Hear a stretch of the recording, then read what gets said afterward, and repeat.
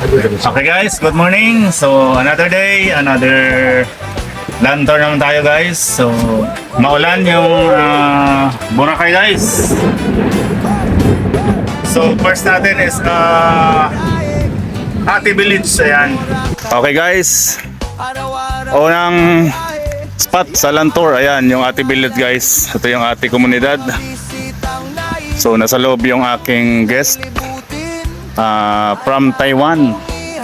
So ito yung mga binibenta ng Ati Village guys. Oh. So mayroon silang dragon fruit. Ayan. Ayan yung guest. Si Ma'am Nana. 靠救济，就靠人家救济。所以我刚才说他是聊我问你干嘛？在西北去。有时候你怎么拿钱给卫生局？卫生所在收我。Okay, let's go. Labo, di ba? Bulabog, yeah, Bulabog. Okay guys, second destination sa land tour. Ayan, Bulabog Beach. So ito yung Bulabog Beach guys. So ayan.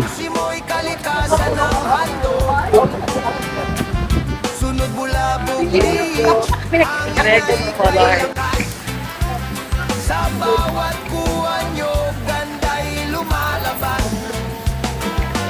Ihorang kakaibang tanawin, New Coast Beach, linis at linaw ng buhangin. Sa bawat tintong ngiti ang kasama, Boracay memories habang buhay na.